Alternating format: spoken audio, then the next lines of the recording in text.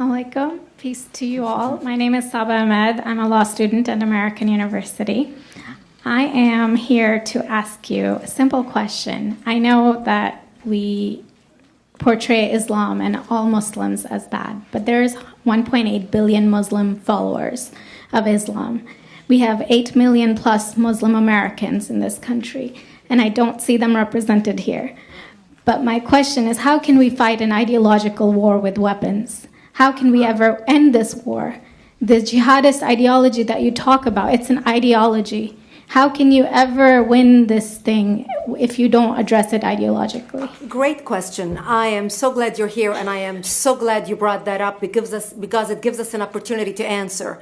What I find so amazing is since the beginning of this panel, which we are here about Benghazi attack against our people, not one person mentioned Muslims. We are here against Islam, or we're launching war against Muslims. We are here to discuss how 4 Americans died and what our government is doing.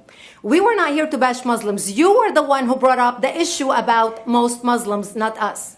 And since you brought it up, allow me to elaborate with my answer. There are 1.2 billion Muslims in the world today. Of course, not all of them are radicals. The majority of them are peaceful people. The radicals are estimated to be between 15 to 25%, according to all intelligence services around the world. That leaves 75% of them peaceful people. But when you look at 15 to 25% of the world Muslim population, you're looking at 180 million to 300 million people dedicated to the destruction of Western civilization. That is as big of the United States. So why should we worry about the radicals, 15 to 25%? Because it is the radicals that kill. Because it is the radicals that behead and massacre. When you look throughout history, when you look at all the lessons of history, most Germans were peaceful. Yet the Nazis drove the agenda. And as a result, 60 million people died. Almost 14 million in concentration camps. 6 million were Jews. The peaceful majority were irrelevant. When you look at Russia, most Russians were peaceful as well. Yet the Russians were able to kill 20 million people. The peaceful majority were irrelevant.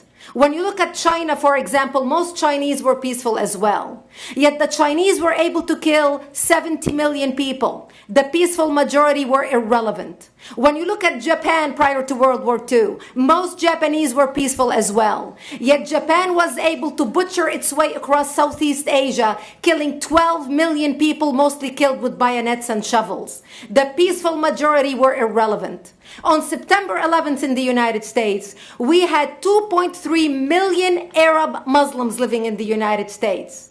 It took 19 hijackers, 19 radicals to bring America down to its knees, destroy the World Trade Center, attack the Pentagon, and kill almost 3,000 Americans that day. The peaceful majority were irrelevant. So for all our powers of reasons and us talking about moderate and peaceful Muslims, I'm glad you're here. But where are the others speaking out? And since you are the only Muslim representative,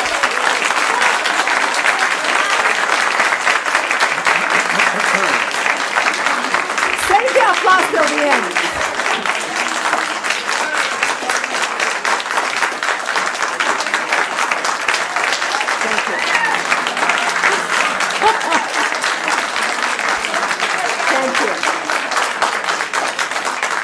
And since you're the only Muslim representative in here, you took the limelight instead of speaking about why our government, and I assume, are you an American?